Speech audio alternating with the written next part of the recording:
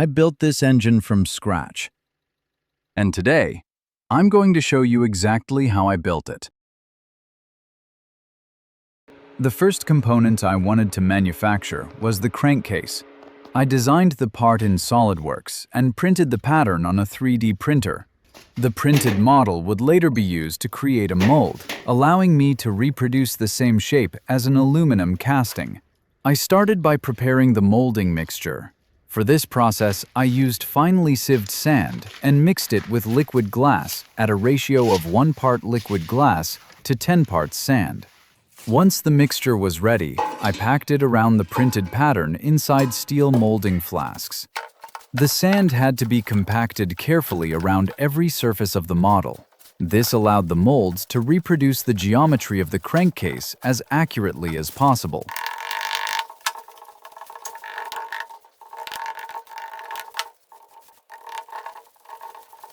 The completed mold was placed into the furnace. During heating, the printed plastic burned away, leaving an empty cavity inside the hardened sand. Once all the plastic had burned out and the mold had fully hardened, I removed it from the furnace. The next step was melting the aluminum.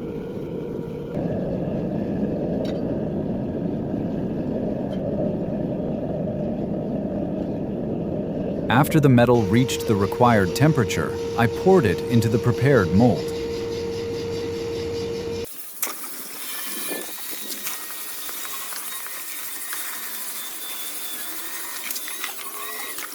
After the casting had cooled, I broke apart the mold and removed the finished aluminum blank.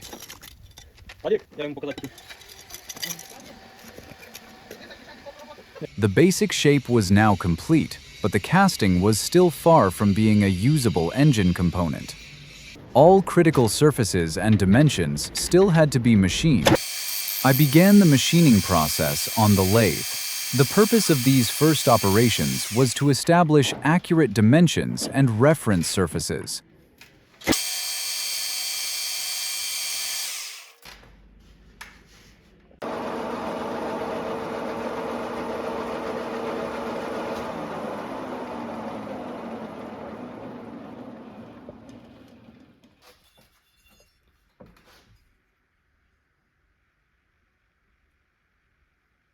For the remaining holes, I used a coordinate drilling machine. This allowed every hole to be positioned accurately relative to the main reference point of the component.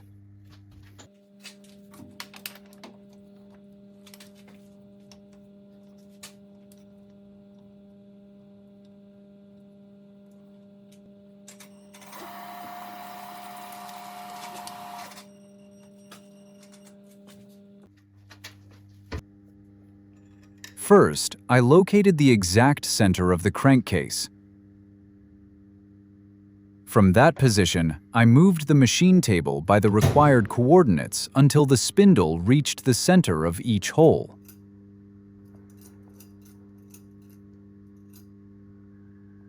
I first created a small starting point with a center drill.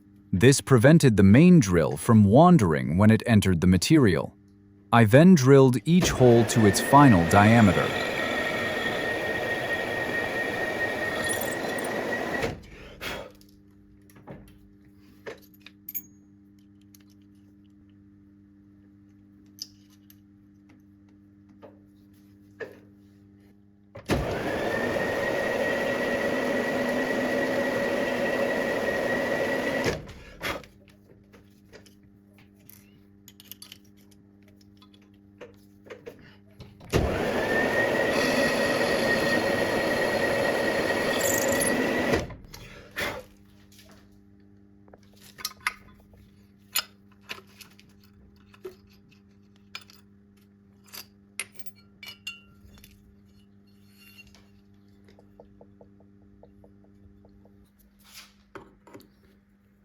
After drilling, I cut the required threads.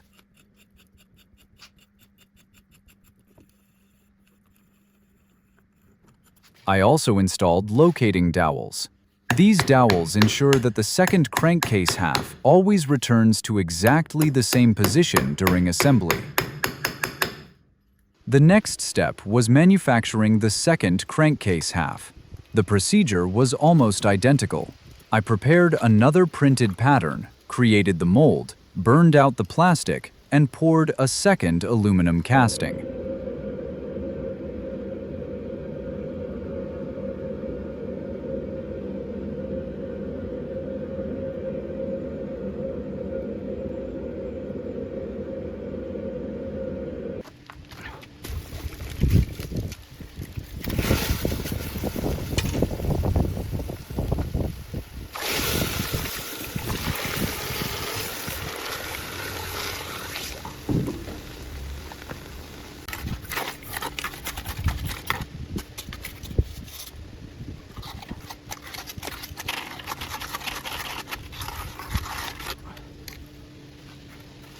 The casting then went through the same machining process until the second half was complete.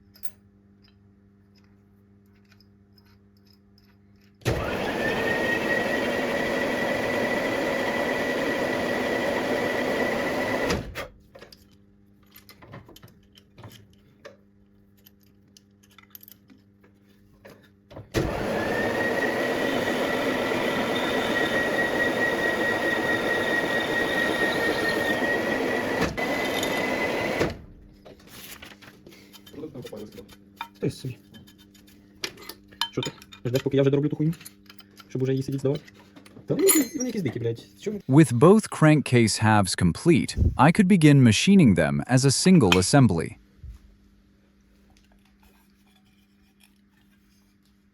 This was necessary because several critical features had to remain perfectly aligned across both components. The two halves were joined together using the locating dowels and mounting bolts.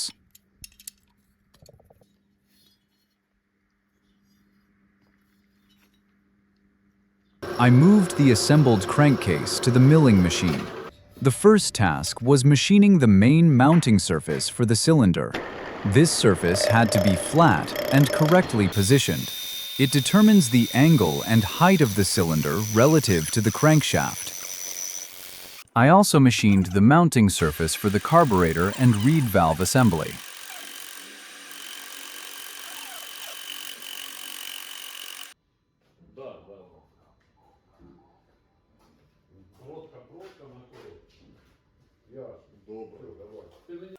Once the reference surfaces were complete, I returned to the coordinate machine.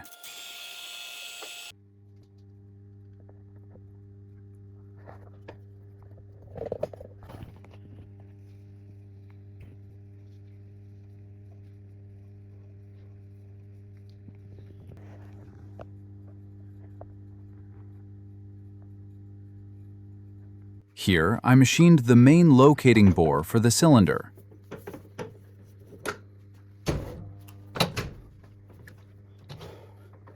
This bore keeps the cylinder accurately centered above the crankshaft and piston.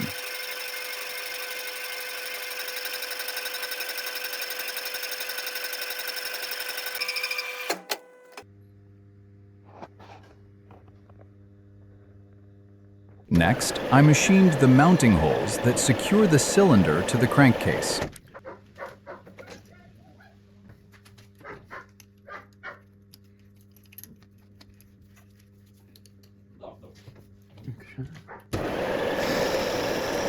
Tam burası.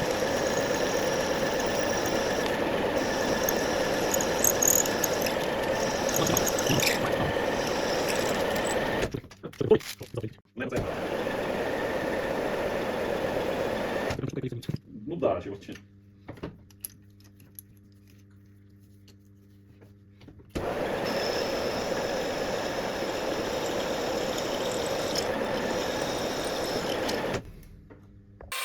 I then drilled the mounting holes for the carburetor assembly.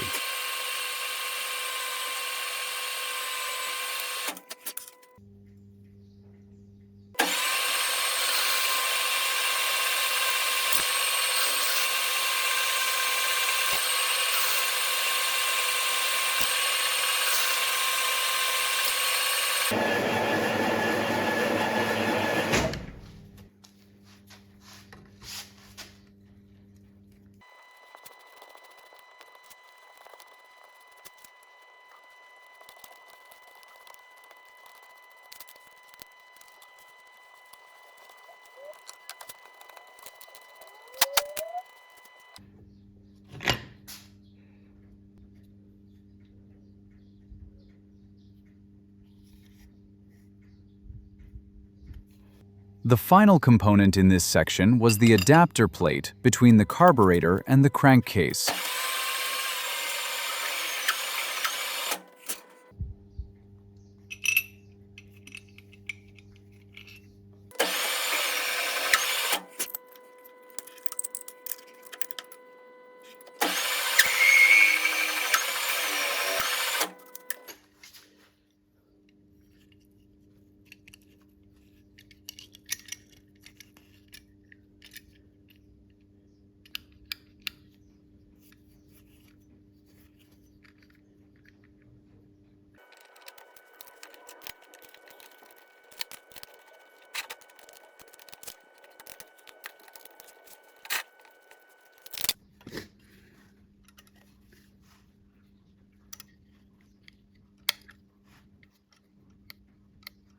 The next major component was the cylinder.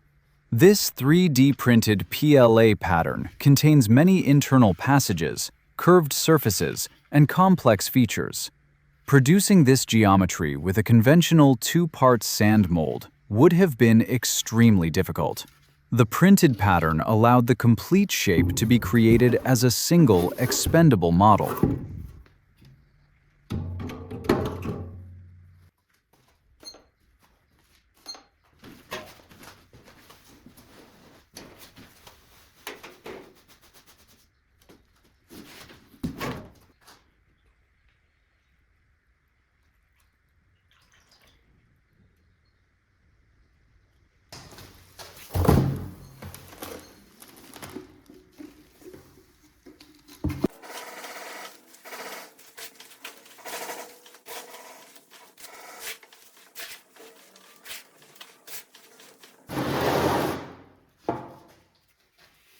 During molding, it was important to compact the sand carefully around every channel and narrow feature. If the molding mixture failed to reach one of these areas, part of the geometry could be missing from the final casting.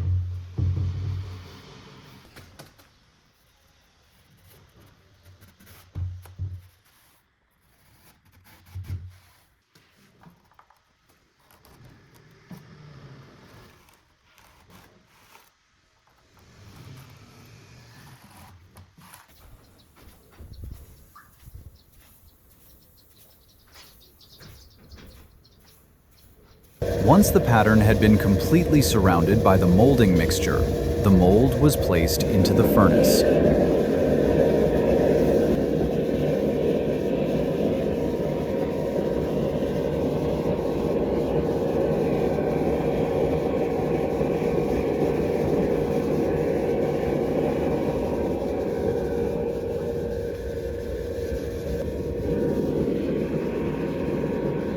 The plastic burned out, leaving the complete cylinder cavity inside the hardened mold.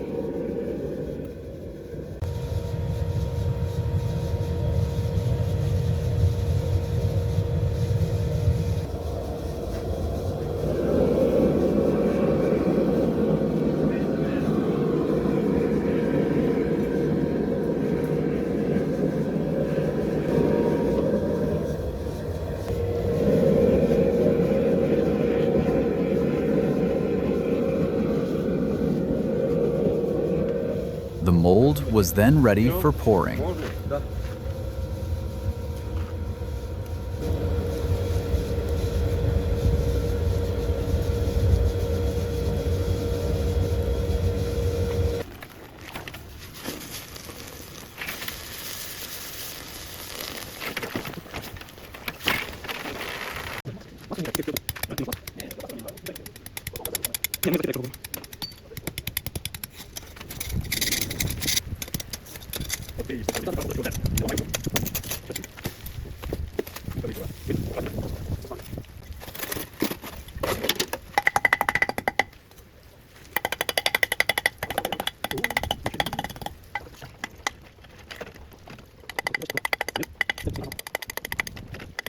After breaking apart the mold, I was left with a highly detailed aluminum casting. Despite the complex geometry, the cooling passages and external features were reproduced successfully.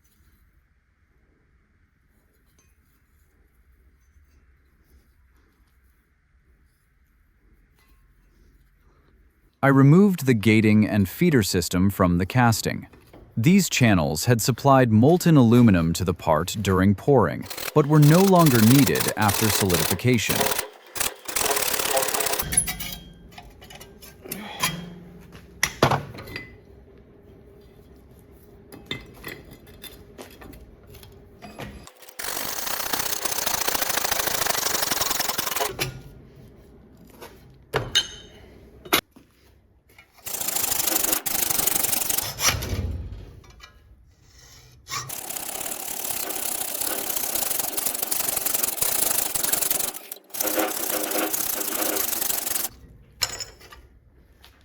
With the excess material removed, machining could begin.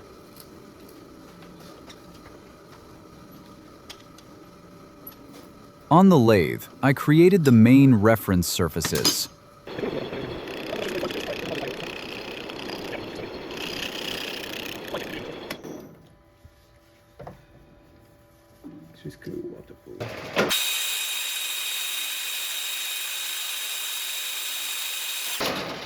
I also machined the central bore that would later receive the cast iron cylinder liner.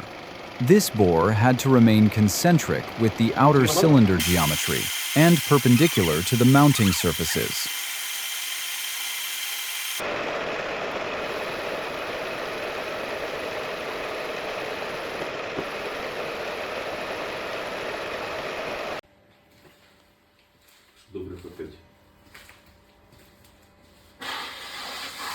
Next, I moved the component to the milling machine.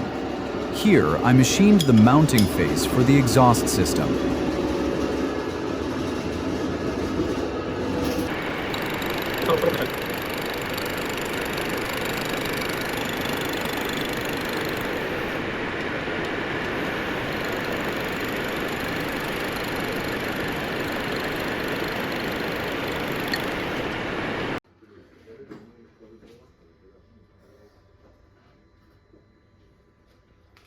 I also drilled and tapped the opening for the water cooling fitting.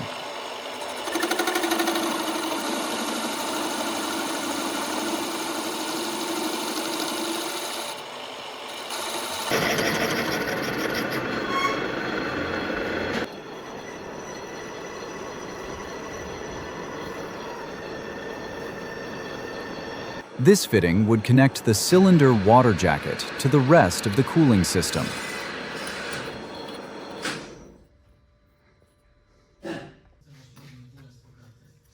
The next component was the cylinder head. The aluminum blank had already been cast, so I could proceed directly to machining.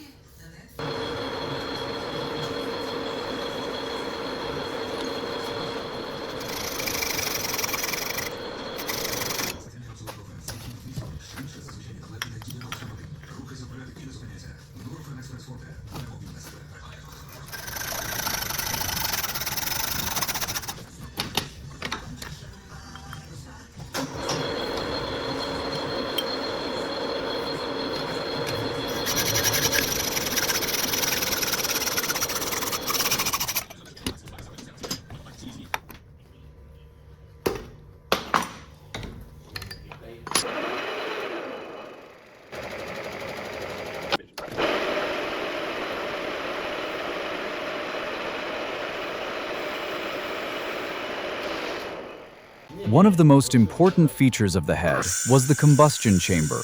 To produce its spherical profile accurately, I used a CNC lathe.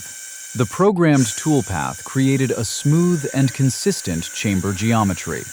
The shape of the combustion chamber affects compression, combustion efficiency, and the movement of the fuel-air mixture near top dead center. For this reason, the profile needed to be both accurate and symmetrical. Next, I aligned and finished the mounting holes in the cylinder and cylinder head.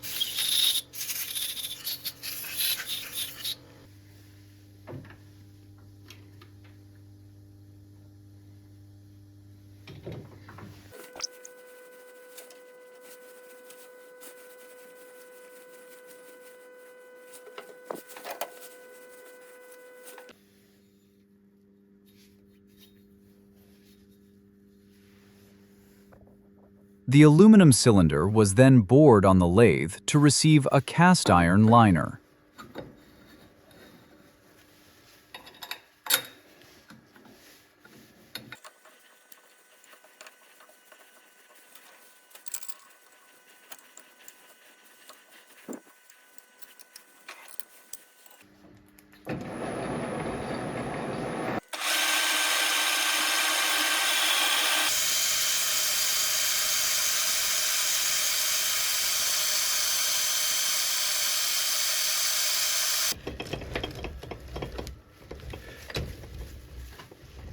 I designed the joint with an interference fit of approximately 0.05 of a millimeter. This allows the liner to remain tightly fixed inside the aluminum cylinder after assembly.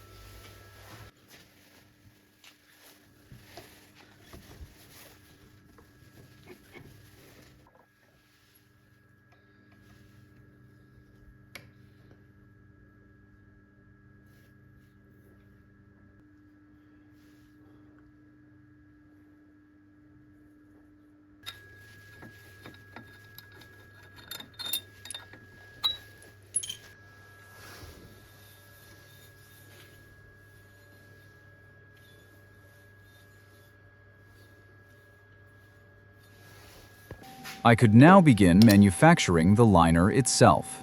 The most difficult part was positioning all of the transfer and exhaust ports correctly. In a two-stroke engine, these ports control the movement of gases through the cylinder. Their height, width, and position directly influence the timing of the engine. Even a small error could change the way the engine runs. To create the ports as accurately as possible, I used a CNC milling machine. It machined each opening according to the coordinates defined in the model.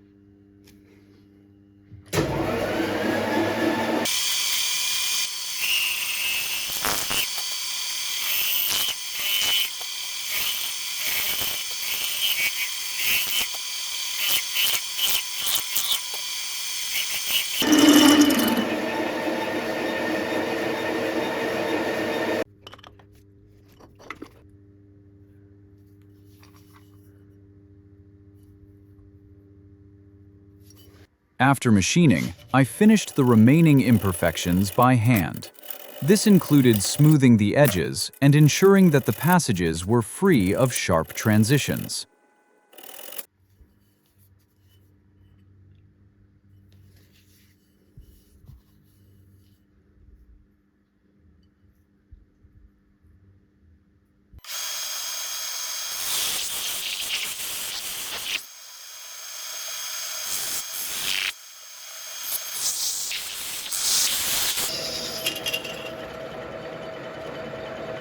The liner was now ready to be installed.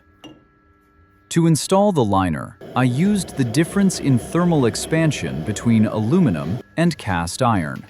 The aluminum cylinder was heated, causing its bore to expand. At the same time, the cast iron liner was cooled, causing its outside diameter to contract slightly.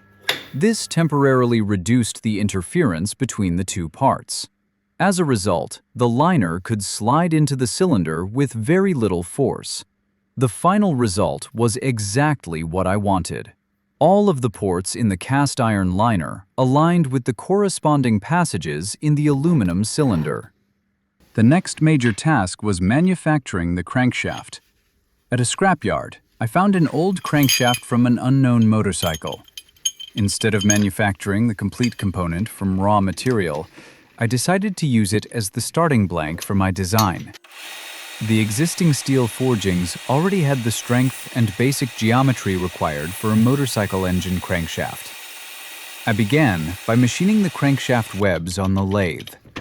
The old component was reduced to the dimensions required for my engine.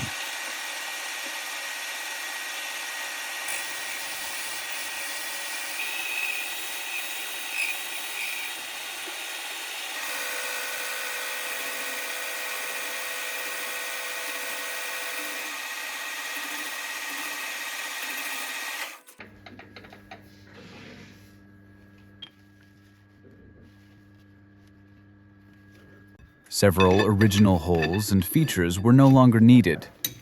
I machined steel plugs for these openings, pressed them into position, and welded them to the crankshaft webs.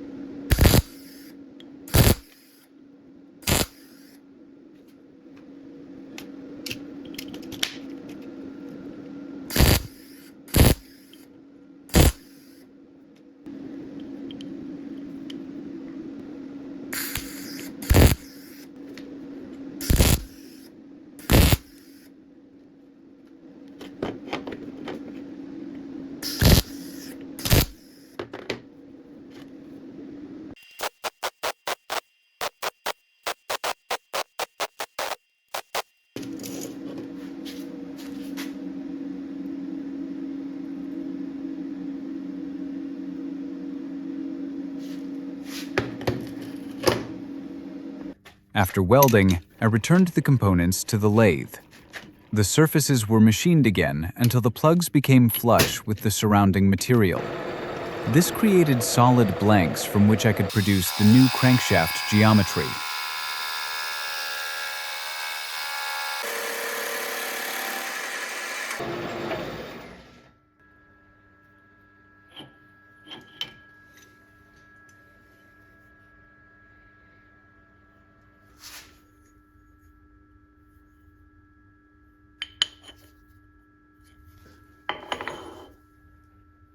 The next operation was machining the holes for the crank pin. Their position had to be extremely accurate. The distance between the crankshaft center and crank pin center determines the stroke of the engine. Any difference between the two crankshaft webs would also make the assembled crankshaft run out of alignment. For this reason, I performed the operation on the coordinate machine.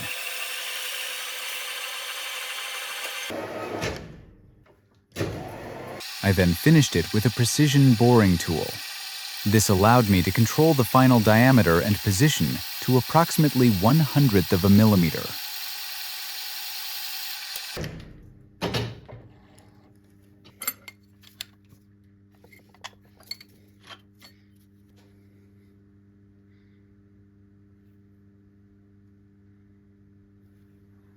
The final machining operation was creating the balancing cutouts in the crankshaft webs.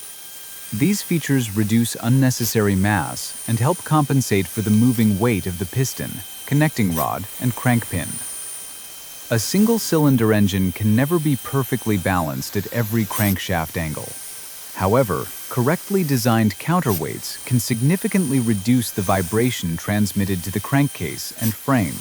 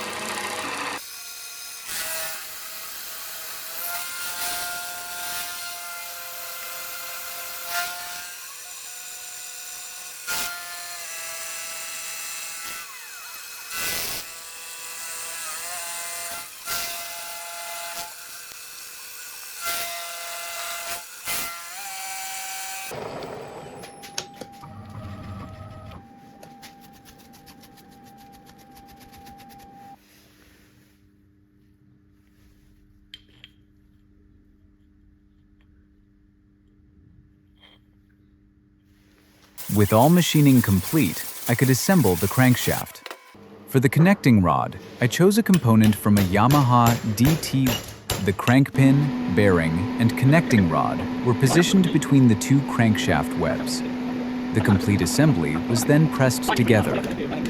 During assembly, the two main shafts had to remain perfectly aligned. After pressing, I checked the crankshaft for runout and corrected the alignment where necessary. The completed crankshaft was then balanced. This final adjustment helped reduce vibration and ensured smoother operation at higher engine speeds. The engine also required a mounting bracket for the electronic ignition system. I started with a solid aluminum blank and machined it to the required dimensions. The bracket had to position the ignition components accurately relative to the crankshaft. This determines when the spark occurs during each engine cycle. Incorrect positioning would shift the ignition timing and could prevent the engine from running correctly.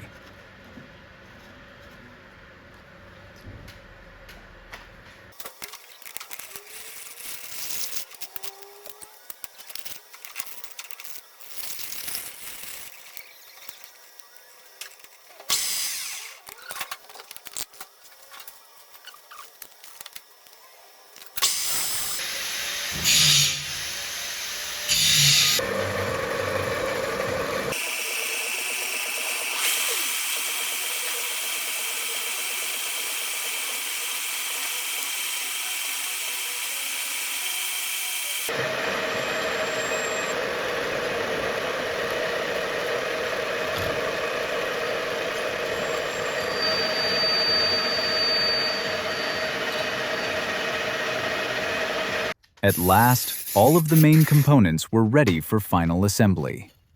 Before installing anything, I thoroughly cleaned every part.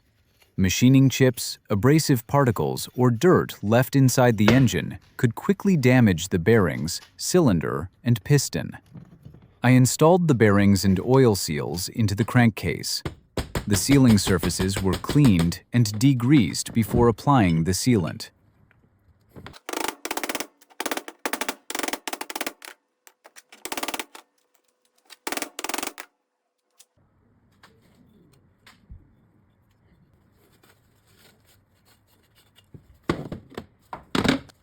Removing oil from these surfaces allows the sealant to bond correctly and helps prevent air leaks. This is especially important in a two-stroke engine, where the crankcase forms part of the intake and compression system. I positioned the crankshaft inside the first crankcase half.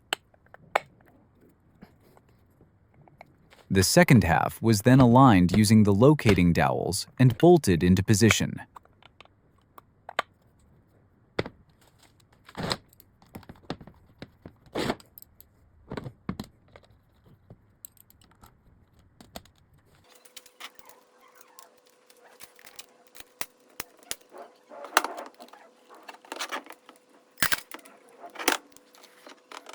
With the bolts tightened, the crankshaft could be checked for free rotation. Next came the piston. The complete manufacturing process for this custom piston is already shown in another video on my channel. For the final assembly, I installed the compression rings onto the piston. The piston was then connected to the connecting rod using the wrist pin and retaining clips.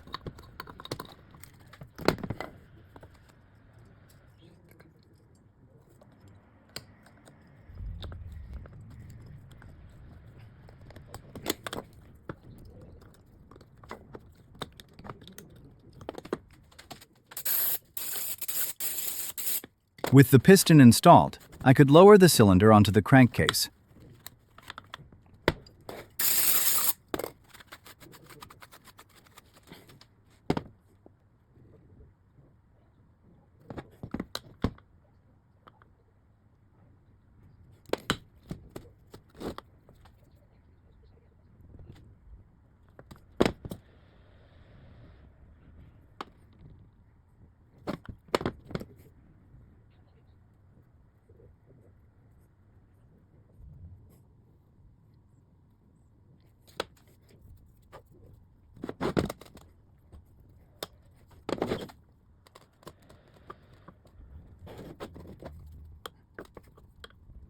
The piston rings were carefully compressed as the cylinder passed over them.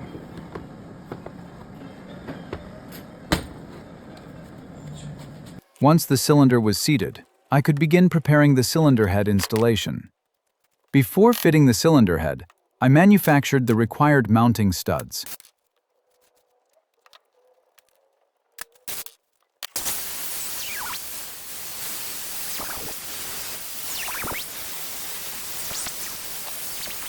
I also machined flat seating recesses around the fastener holes in the cylinder head.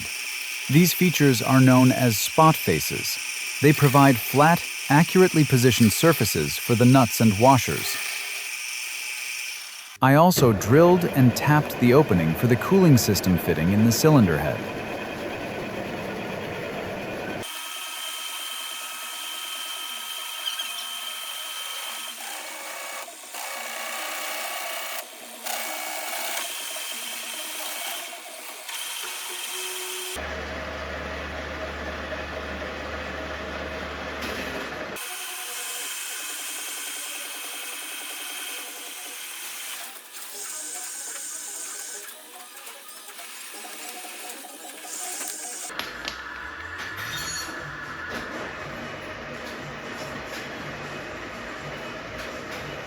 Returning to the engine, I installed the electric starter.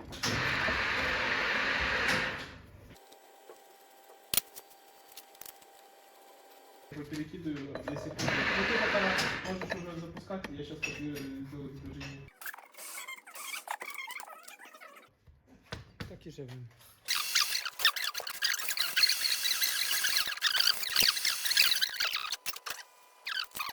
The cylinder and cylinder head sealing surfaces were prepared and sealed.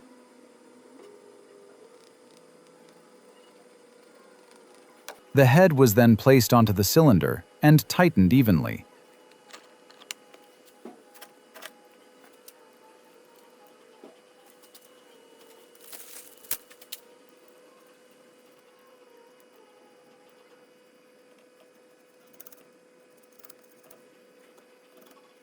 The ignition system was installed on the crankshaft. Там два болтика. Причем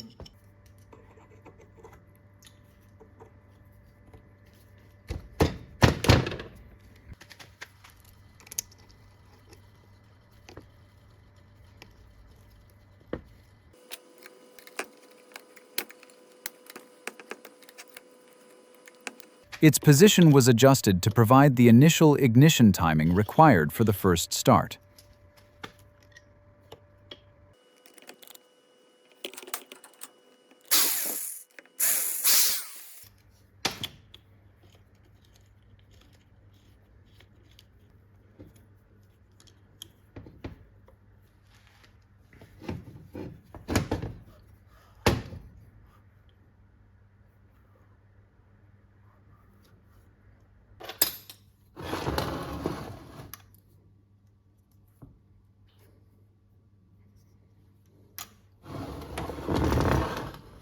Finally, I installed the spark plug. At this point, the engine was almost ready to run.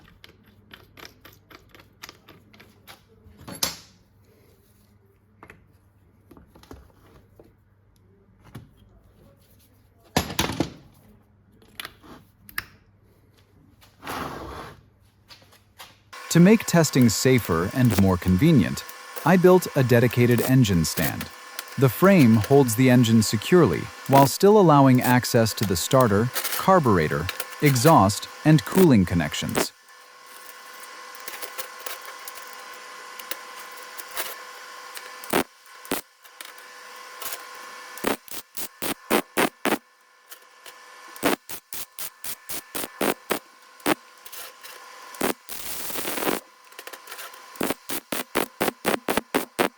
I mounted the engine on 4 rubber vibration isolators.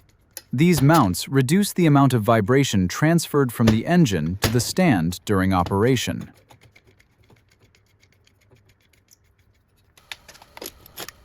With the engine secured, all that remained was connecting the supporting systems and preparing for the first start. давай.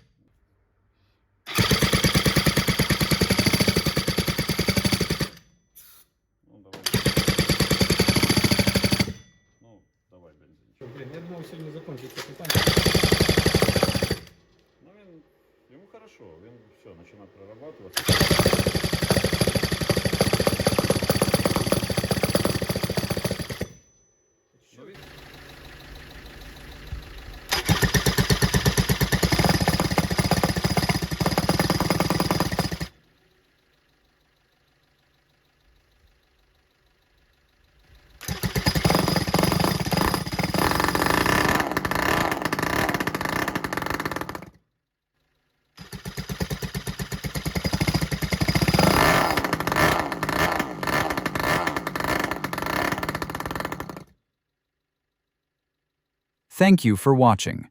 If you enjoyed this project, consider subscribing to the channel. I'll see you in the next video.